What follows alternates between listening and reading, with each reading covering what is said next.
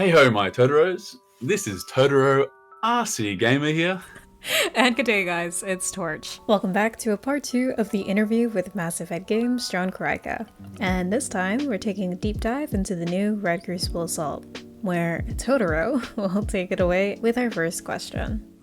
I guess first question, what are your plans for the future of Red Crucible? Obviously, you've already made some other games already with the Red Crucible name, but going forward, what is the plan? That's a good question. I tried to explore different genres, different game genres, RTS, vehicle-based gameplay, and I was successful in making those games after leaving RGS with my other companies. But it seems like the players, those games don't resonate with the masses. I'm not talking about RC2 players, I'm talking about the masses in general.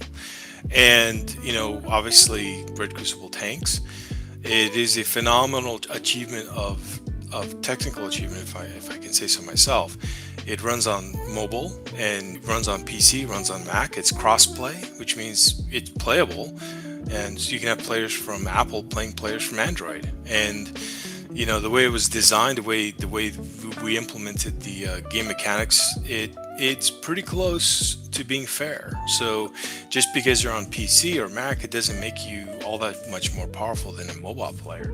And but still, I got to be honest. The brutal truth is, it just didn't resonate with players. And it's like, I feel like I learned a lot making a game, but it just didn't do it. So same thing with my previous game to that, which was Red Crucible Able Archer, which is an RTS. We were able to do all kinds of amazing things with AI and come in with really smart bots. They behave like humans, and they'll try to trick you and flank you. And there's all kinds of innovative stuff. It was innovative as heck, but it still didn't resonate with players. And so after doing those and even making a side-scrolling space adventure game called Galaxy Defender Elite, which is a mobile game, by the way, it just come to the conclusion that really it's a first-person shooter. You have to do FPS.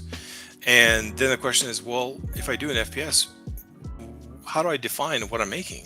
What is it? And why am I making it?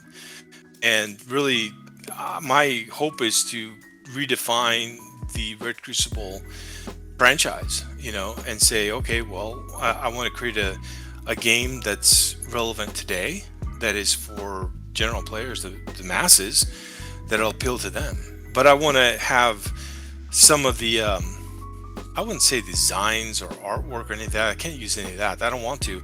But I want to create sort of an ambiance with the game where it resonates with players. And it seems like so far what we have on a Discord channel, it's really, so far it's really resonating. There's a lot of players coming in. We get a lot of engagement, especially when I compare that with Red Crucible tanks. There's no comparison. It's like we've been doing Red Crucible Assault now for 3 months, and it's just blown out of the water. It blew completely away Red Crucible tanks as far as engagement goes. So yeah. I think we're on the right track, and just we have to be honest with the players. We need to really not try to sell them something that doesn't exist or we have no intention of making. We have to be honest and let them see, by being transparent, let them see exactly what we're making, what we're doing, and we listen to their feedback. Because right now, our goal is to appeal to the masses, and we don't necessarily want to appeal to the old. Well, there's older RC2 players which will never like what we create because it's not RC2. Yeah. It'll never be RC2. And the other thing is, people ask me, why don't you recreate RC2? It's like, I can't. I was part of the team that created the first RC2. We can't recreate it because it's a special game. It was made in a specific time and by specific people that worked on it. It takes a part of your personality and takes the essence of you into that game. And so that game itself is literally like a unicorn. In my opinion, you can never recreate exactly the same thing. It's like baking a cake. Yeah, you can have the same ingredients, you can have the same pots and pans, but every cake is going to be slightly different from the other one because there's so many nuances in doing that. So we're not going to even try. We have no intention of recreating RC2. That's history for as far as I'm concerned. I want to create something new, something that'll stand out on its own, two legs, and basically, be a fun thing to play. So my goal is, I'm envisioning new players coming in from outside, play the game, have a blast playing the game, and basically someday, hopefully, it'll have the same sort of resonating effect that the original games had. That's really, honestly, that's where we stand, and that's kind of how I see it. Yeah, there's definitely this emotional sort of buy-in and connection that you're going with this new game, and we're kind of seeing this pivot from mobile back to some of those roots. We're kind of curious, like, what prompted you to start working on the new Red Crucible Assault FPS game? Well, it was like, I think the problem was, seeing where the other games I started and seeing how they never really gained traction and they didn't resonate with players, and coming to having a long time thinking about what am I doing and what's my next move.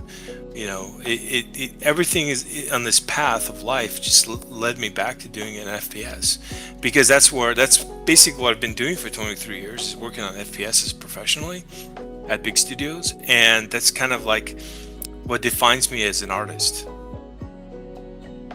Fair, yeah. So how did you come up with the name Massive Head Studio, or Massive Head Gaming? Sorry. Well, its logo is the Easter Island.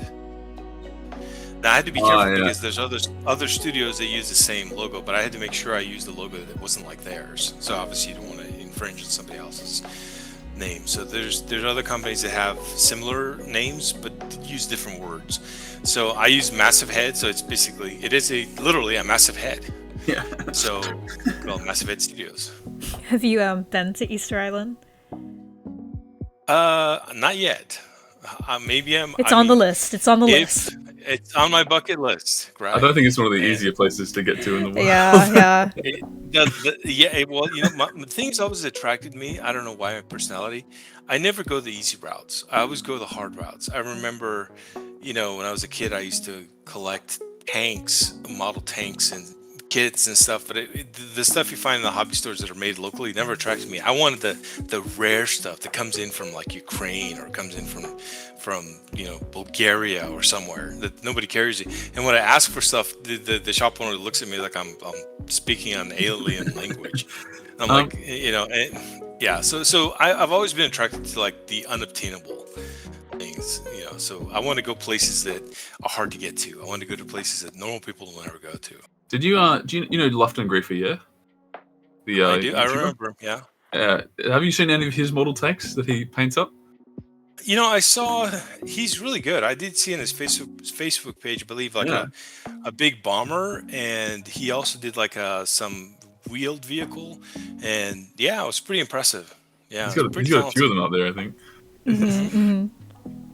So the Red Crucible games were built on Unity 4. You mentioned some older Unity versions, but we were kind of curious, why did you make the decision to switch over to Unreal 5 for the new RC game?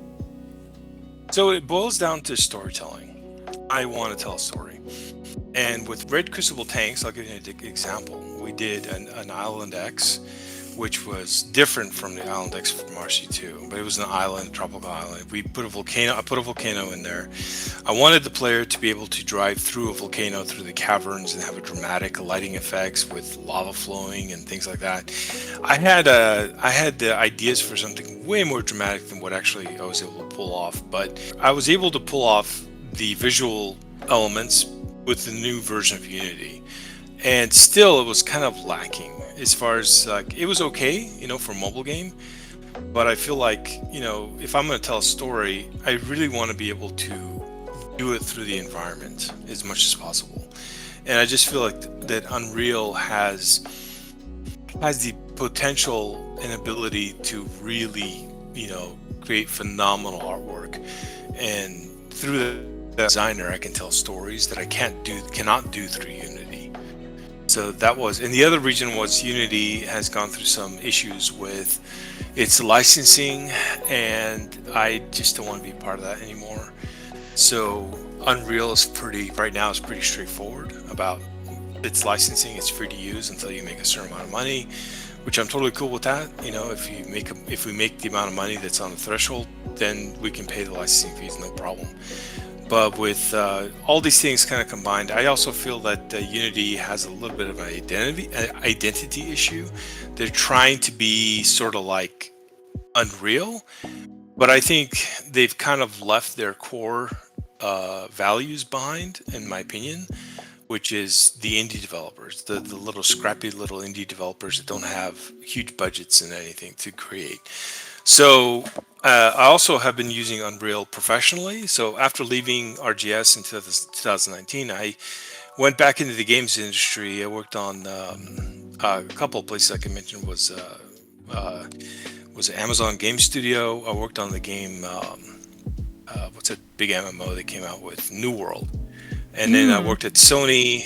And I was working on an FPS VR game. Unfortunately, the studio shut down last December. But yeah, I was in charge of like overseeing the guns and creation of the guns and like stuff that you assemble a gun within game. And we used this a software package at Amazon very similar to Unreal, and at Sony I used Unreal. So, after working with Unreal again, and I had worked with Unreal previously, so I know how to use Unreal. So, and I decided, hey, we just go with Unreal. And the cool thing was I got a lot of people on my team who basically are coming in with Unreal experience. So that was a natural segue, natural direction to go into. Totally. And with Unreal, there's blueprints as well. So if you could expand maybe on the decision to use blueprints versus C++ scripting. Oh, there's no decision there. I mean, blueprints is the way to go because we do not have a bona fide engineer on our team. We don't need one. Everyone knows how to use blueprints, and we can create. So blueprints is something that Unreal created, which basically is an overlay for programming. Mm-hmm. So it's like you're programming, but you're not programming. You're working with node-based like instructions. And so if you want something in game, some mechanic, you just have to assemble certain nodes together, and you will get that mechanic. So it's in essence you're programming without programming. That's the power of blueprints, and that to me is awesome because another thing too is when you work with engineers, with really smart people, they're really, really smart people. But the issue is you get a lot of delays and a lot of late deliveries because that's the nature of the beast, with engineering. But with using blueprints as an artist and designer, I'm really in charge. There's nothing that's going to stop me unless I run into a problem with a design or something with art, which we have not run into that. So you're leveraging Unreal's technology to really prototype quickly. So we're kind of experiencing, I'm seeing the same thing kind of, which happened early on with Unity to be able to prototype quickly, which now you can do that with Unreal, and you have this, you can make games that are like, as far as I've seen, a lot better looking than what you can with Unity. Tons of stuff. The screenshots you said look like the lighting looks amazing in them. Yeah, and that's out of the box. I mean, you don't have to worry about setting up. And we're using something called Lumen, which is a new real-time GI, global illumination, that is just by default on in Unreal. And you can modify the heck out of it if you need to, which we were last night working on the scope for the rifles because we're redefining the rifle scope. And we were kind of figuring out how to get the best visual quality from what you see through the reticle. And we achieved it. We were able to crack that and make it look great. And so that's going to be in our next update. We're going to have some really cool looking stuff coming out soon. And what's the kind of overview with your current team with roles and responsibilities? How many people have you got, or is it still very small? So right now, obviously I'm on the team. I'm the principal designer and artist. We do have another artist as well who's also he's also running as a halftime. Well, I shouldn't say halftime. He's pretty much a tech artist as well. His name is Rish. Then we have Dropkick Tondo, which is I worked with him a lot. He's our primary tech artist. He's been working with Unreal for 4 years professionally after leaving RGS back in the day. So I was able to bring him back into the fold, the new company. He's actually a part co-owner of the company, so I give him a stake in our success. So the more success we have, the more he has, and I'm going to make sure my team has. We also have another engineer, tech, kind of like a management position person, who I'm talking to, who's outside of California, is in the U.S. He has experience with EA, being an engineer, so I've got him there. Plus, I have a huge team of testers, and then we have other testers who are also moderators on Discord, who've been with us ever since I left, in 2019 when I left to go on my own. They're kind of like, we're kind of like, how to explain it? We're kind of like Jason and the Argonauts, and we kind of go on adventures together. We do stuff together. I don't get that reference. Is this something? Who was Jason in the? What was that? It's a movie, like how do I explain? It's like this? A Greek adventure. Yeah. It's a Greek story where Jason was he put together a team of Argonauts, which is explorers, and they went on to find treasure abroad, and they encounter all kinds of monsters and challenges and cyclopses and different islands, and they fight through things together, and it's kind of a tight team of explorers. It's really kind of the way they portray my team. Okay, from looking at the Discord, it looks like there are decisions on what the monetization model will be for the game. What does the longevity of the proposed DLC system compare to how the chest economy worked in Red Crucible? So here's what I'm looking at. I have been in the free-to-play market for designing free-to-play games for a long time. I know free-to-play very well.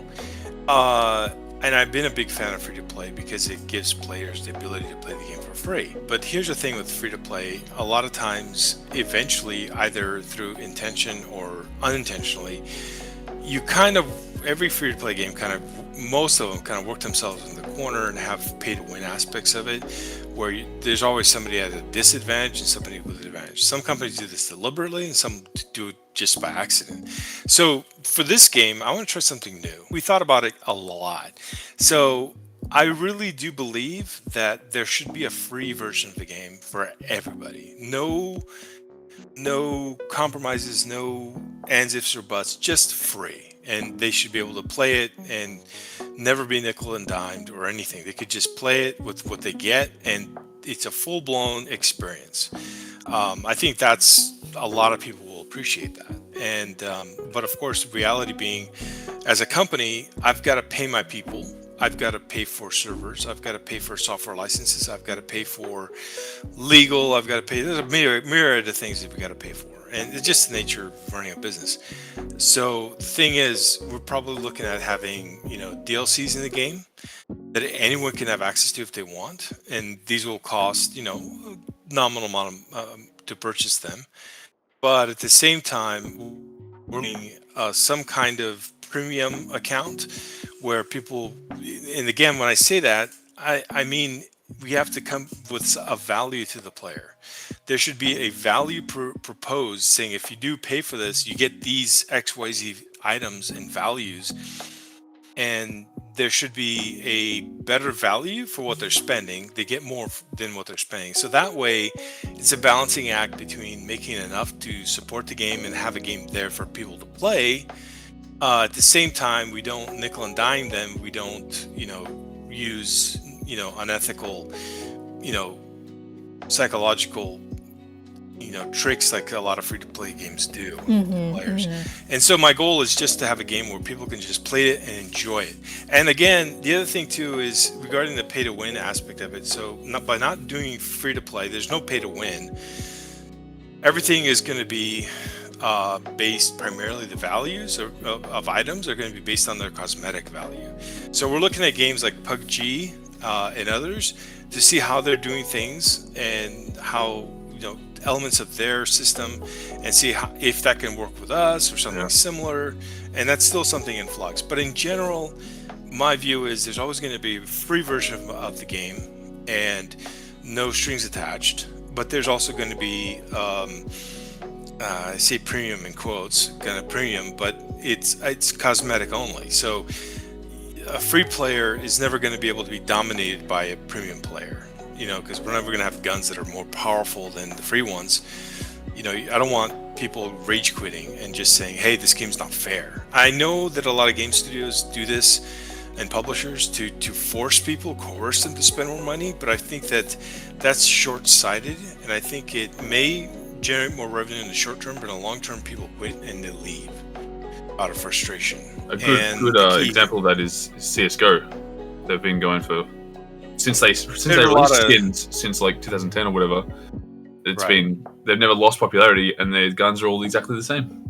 Anyone can pick it up and play, but they got cosmetic changes that make it worth. That give people the incentive to spend money, but don't stop anyone from actually playing the game.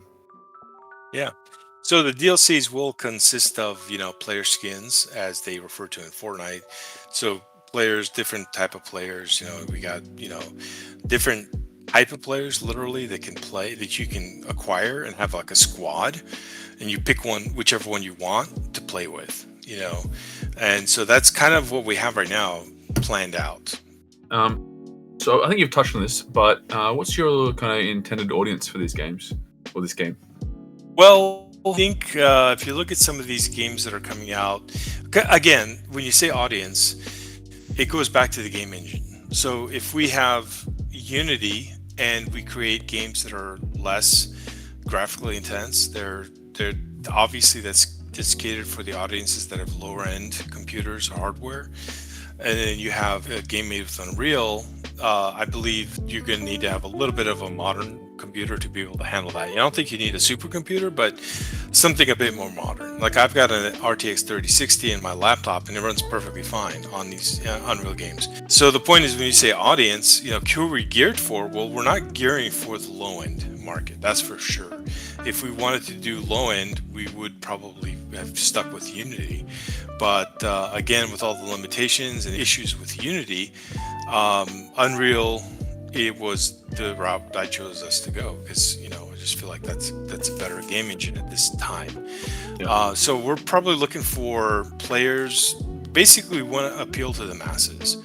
We're not trying to appeal to a specific demographic or a specific subset of players. Like, of course we're going to make our game accessible to as many people as possible, but the point is, I'm specifically talking about like RC2 players. If RC2 players, a lot of them may not be able to run our game because they still have old computers that are running, a game that was designed in 2015 or before. So it won't be able to run on which is fine. It won't be able to run on my parents' 2007 Mac that I played Red Crucible 2 Probably not. Yeah, you may need a relatively newer, maybe the 4 or 5 year old laptop to run it. I don't think that computer even runs anymore.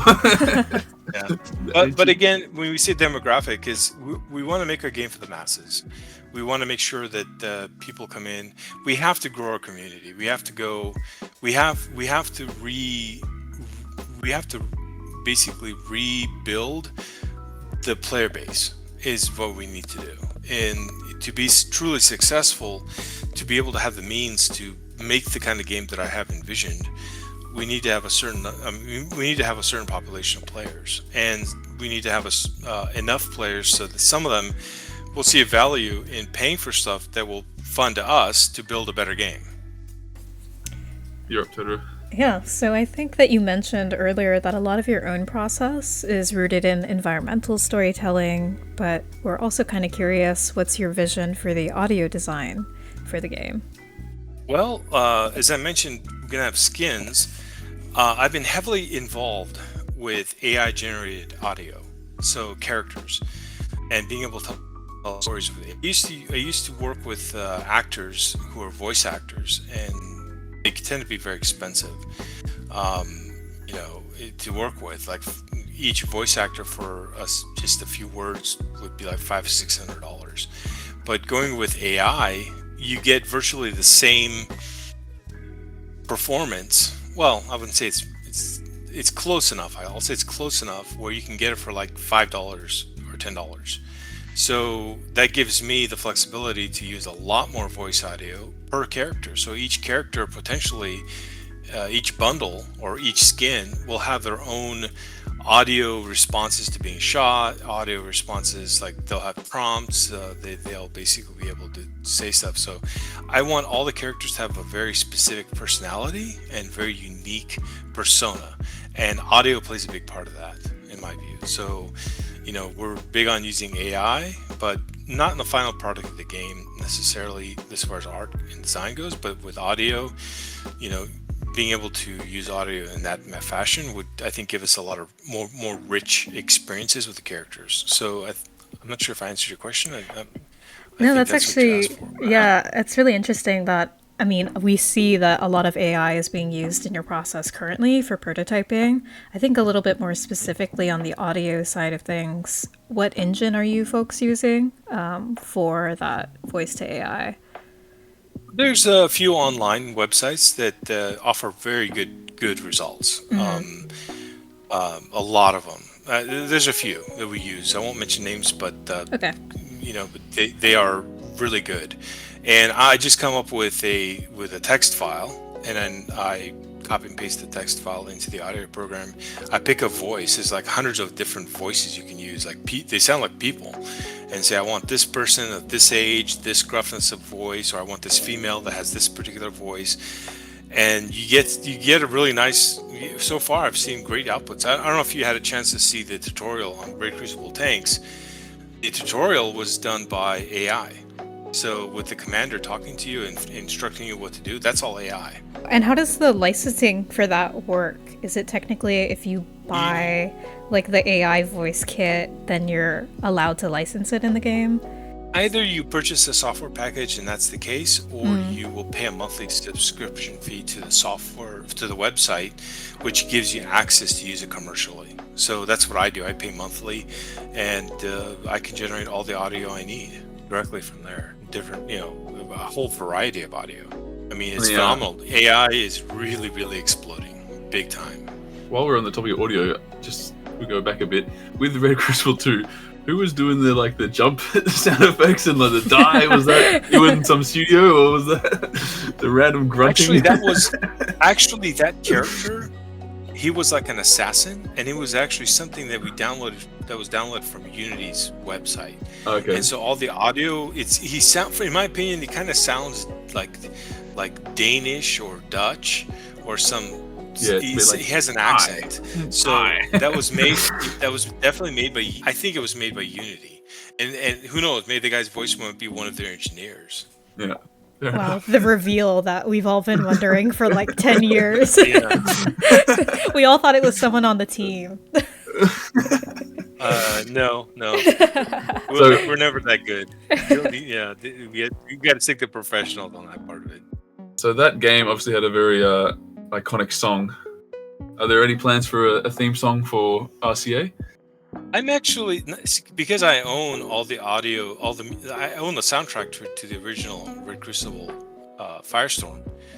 I'm debating if I want to reuse that audio, the song for mine, for Red Crucible Assault. That would be a blast from the past, loading up a 2024 game and having that audio. Bring back a lot of that. For new players, it would be a new experience. They wouldn't know anything. Now, I say that because it was created by Steve Mazzaro. And if you look Steve Mazzaro, online, he's a professional movie composer, and I did look him up. Yeah, he's working with I think what's his name? Forgot the name of not Silvestri, but with anyway, he's working with a professional, like a well-known composer. He worked on June 2. I was like, what?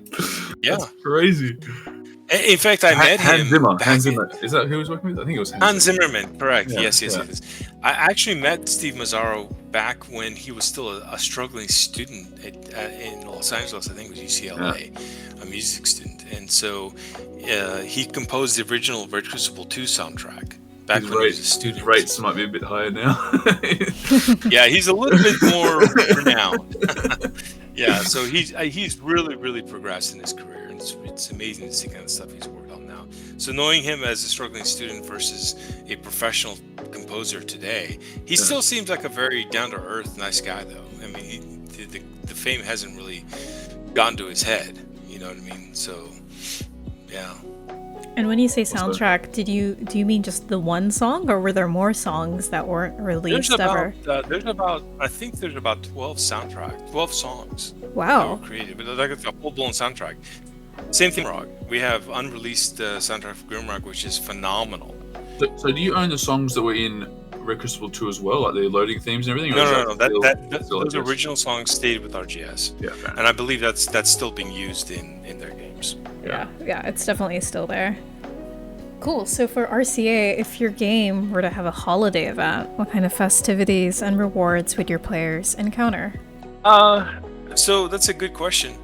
I think that having a special, I would only run it as a special event where the costumes would not be paid. They would be free. Maybe there's some kind of like loot box that gives you a random costume for your character or a random skin, and that would only be active during the season, so during Halloween or during Easter or during Christmas. And what I thought would be kind of cool when you think about it is having a Halloween party arena where you actually are playing in an arena that would be like a haunted house, but it's kind of like a party going on and everyone's in the costume. And I think that would be a fun experience to basically play.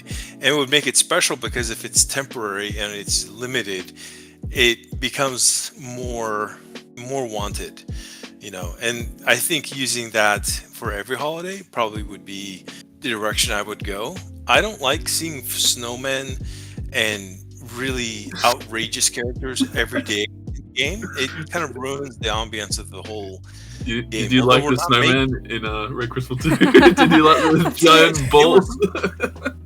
It was fun, but it kind of killed the immersion. But it's okay. I mean, there's nothing negative I can say. It was because it was the Red Crucible was that kind of game. RCA is not going to be like that. I don't want RCA to be like a freak show or a circus. You know what I mean? There's a time. No clown outfits. No. Yeah. Well, I mean, I know there's a lot of games that do crazy stuff. Like if you look at some of the Fortnite, has all kinds of crazy characters and crazy outfits. But it's that kind of a game, though. Yeah. Some people hate what Warzone is becoming, Call of Duty. They're saying Call of Duty is being destroyed by all these crazy characters, but people like it. I think, like I said, there's a time and place for everything, and I don't mind having kind of a crazy environment, but it's not going to be every day in the game. It's like, again, it might be for a specific arena for a specific time duration during the holiday. Yeah, you want to do it tastefully. Correct. Exactly. So it's not going to be forced upon people who don't want it, and those who do want it, it's there. Yeah. So for RCA, are you folks planning on hiding any Easter eggs in there? Oh yeah, we're talking about Easter eggs, and we're coming up with new arena designs.